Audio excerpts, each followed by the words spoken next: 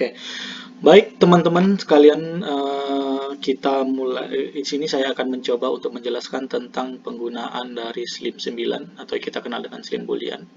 Nah, ini adalah tampilan awal setelah diinstalasi yang masih biasa-biasa saja. Nah, ini ada informasi, ini ada informasinya nih. Ini bisa kita rubah nantinya di deliver information. Nah, untuk bisa merubah itu semua, maka kita harus melakukan login. Untuk merubah login, kita tulis login di sini.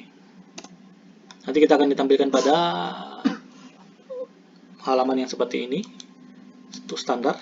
Kita masukkan admin karena masih standar admin. Lalu kita login. Nah, sekarang kita sudah login Bapak Ibu.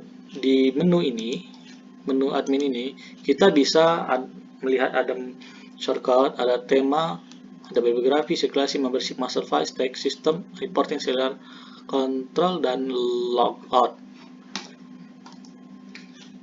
Pada menu home itu ada tampilan seperti ini.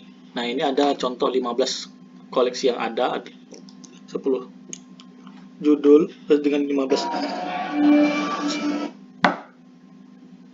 judul. Kemudian di bibliografi, nah ini ada tampilan bibliografi. Tampilan bibliografi itu adalah tampilan katalog yang sudah kita masukkan ke dalam, data biografi yang sudah kita masukkan ke dalam. Ini ada contoh beberapa koleksi yang sebelumnya ada di dalam. Kemudian kita bisa melihat dan bisa mengedit-editnya di sini. Nih, kan ada judul, kemudian ini diedit. Nah, kita bisa mengeditnya di sini dan bisa juga menambah eksemplar, add new kalau kita mau menambah eksemplar. Nah, untuk membuat katalognya, kita harus mencetak katalog. Nah, kemudian untuk menambah data koleksi, kita harus menambahkan add new bibliografi. Nah, ini kan ada title, itu judul.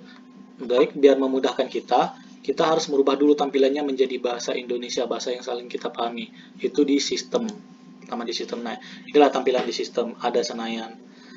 Di Senayan ini adalah nama perpustakaan. Ini kan bahasa standarnya masih bahasa Inggris, kita rubah ke dalam bahasa Indonesia. Nama perpustakaannya kita rubah menjadi perpustakaan Ahmad Yani. Nah, sudah selesai sampai di situ, kita save dulu. Kita akan melihat perubahan pada tampilan akan menjadi berubah bahasa Indonesia. Nah, ini jadi bahasa Indonesia semuanya kan.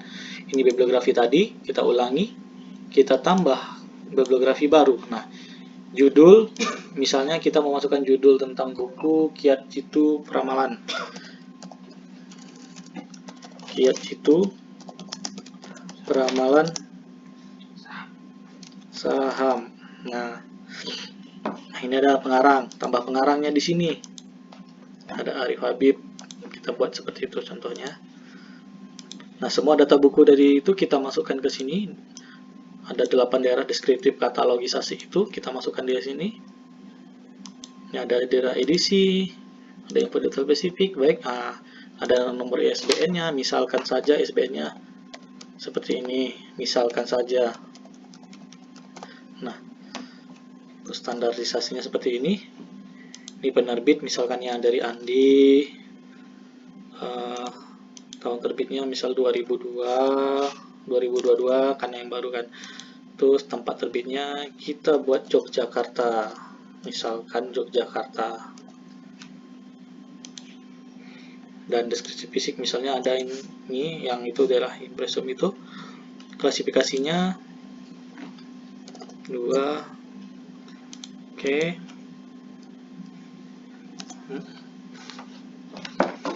Ini nomor panggil,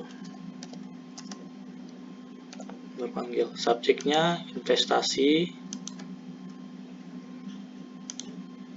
Nah, ketika sudah di entry semua di sini, kalau ada kita punya cover, kalau nggak ada kita cari di internet. Ini bisa diupload di sini, di browse gitu, masukkan cover yang ada. Setelah itu, setelah terisi semua, ini ada sembunyikan di opak. Apabila kita sembunyikan, maka dia tidak akan tampil pada tampilan opak. Apabila kita checklist ini kita tunjukkan, maka dia akan tampil di sana. Kalau dipromosikan di beranda juga seperti sama halnya dengan sembunyikan di opak tadi. Kita tinggal simpan. Nah, kita akan lihat di daftar bibliografi bahwa buku Kiat Jitu Peramalan Saham ini sudah terinput di sini, di daftar bibliografinya. Namun, ini dia bukunya. Namun, karena belum ada data eksemplarnya, di sini masih tertulis 01. Nah, untuk agar dia di sini menjadi ada, tidak tulisan tidak ada seperti ini, maka kita harus menambahkan eksemplarnya dengan cara menyunting kembali bibliografi tersebut. Nah, maka akan muncullah nih tambah eksemplar. Kita masukkan kode buku tersebut, misalkan seperti ini.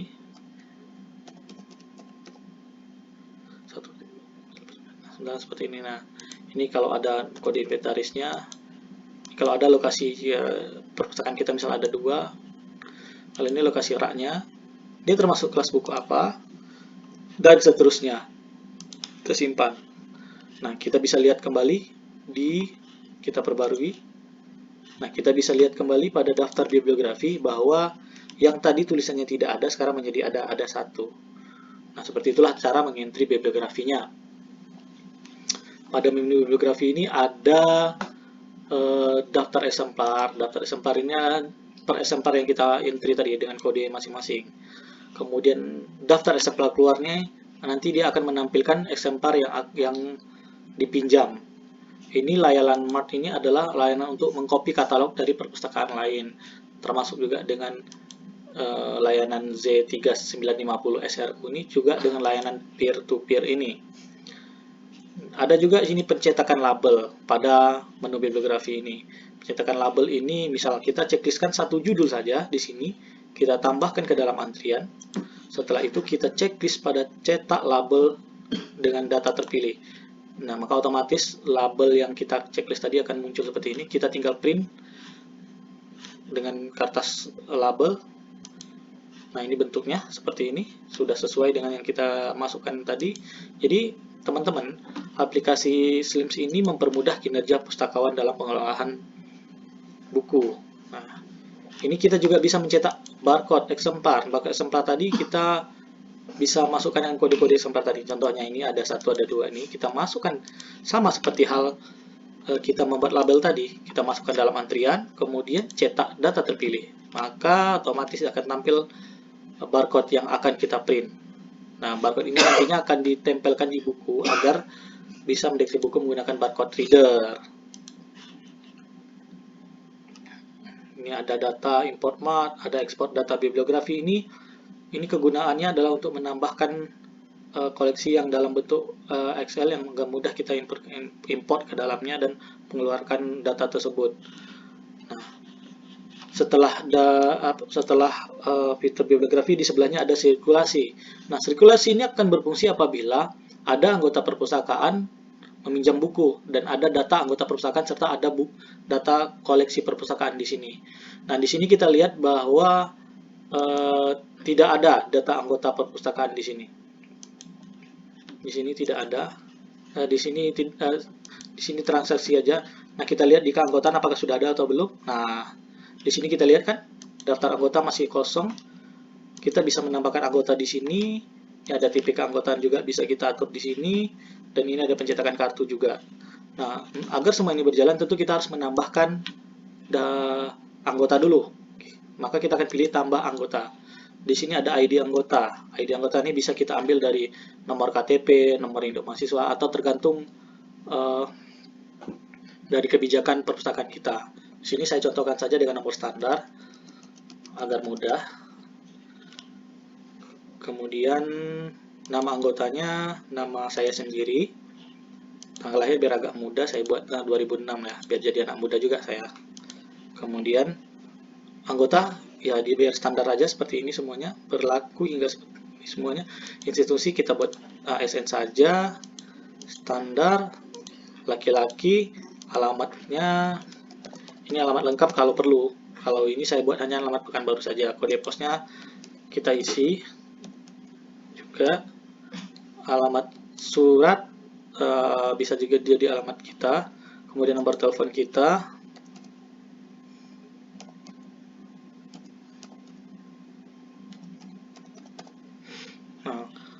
Kemudian nomor fax kalau ada. Kalau saya nggak punya fax sih, saya kosongkan aja. Nomor identitas ini bisa KTP tadi atau kartu mahasiswa, tapi lebih bagus KTP. Kalau kita centang checklist tunda anggota, maka dia akan anggotaannya tertunda. Kalau tidak, nggak usah di checklist. Saran saya nggak usah di checklist. Nah, ini ada foto. Kalau aplikasi ini sudah tersambung dengan kamera, kita bisa menggunakan kamera dan langsung upload di sini. Namun kalau belum, kita bisa browse di mana data foto itu kita simpan. Nah, di sini saya ambilkan contoh yang ini aja,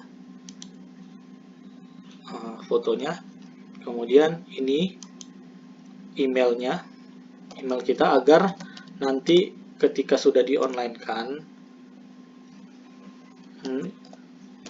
dia pemustaka kita yang menjadi anggota perpustakaan bisa login menggunakan email dan password yang kita berikan ini. Passwordnya kita bikin saja standar.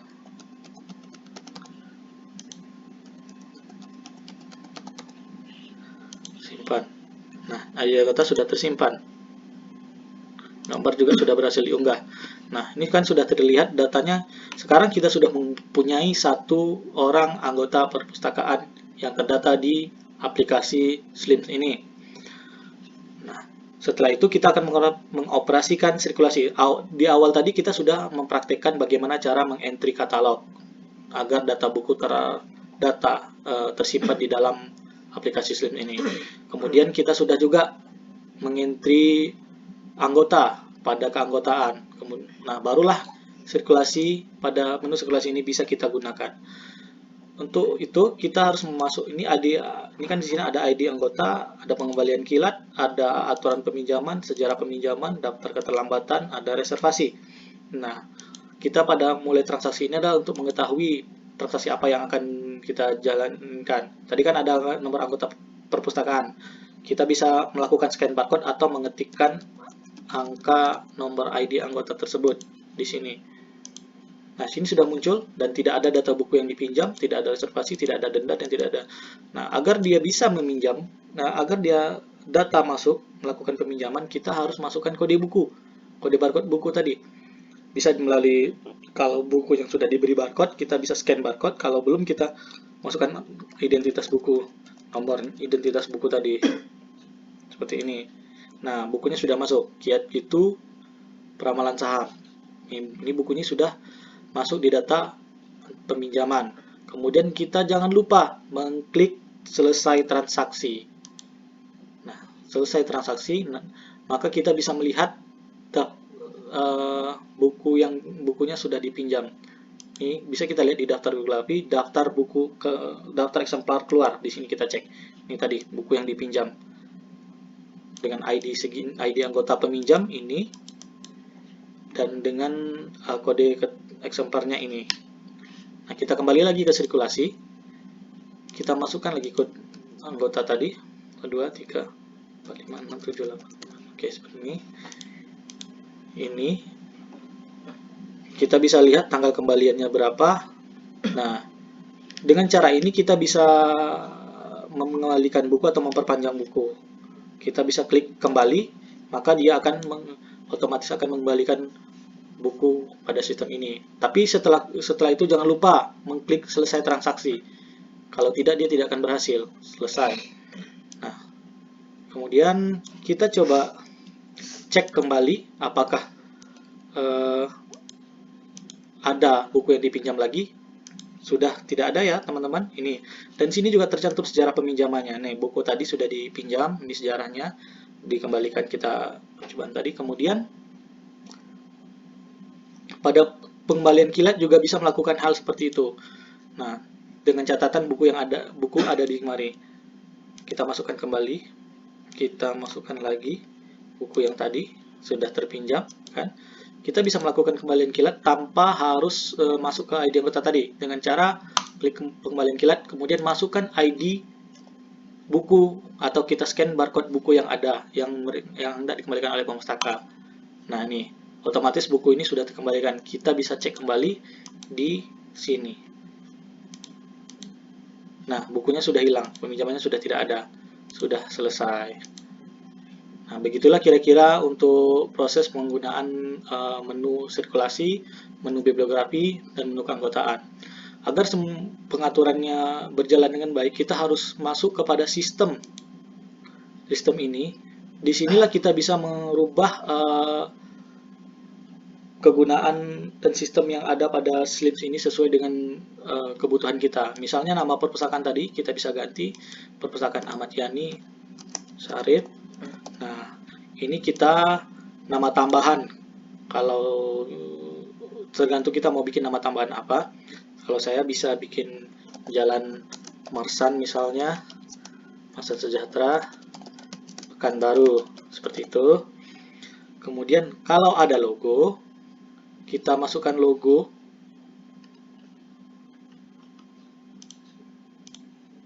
Kita masukkan logo.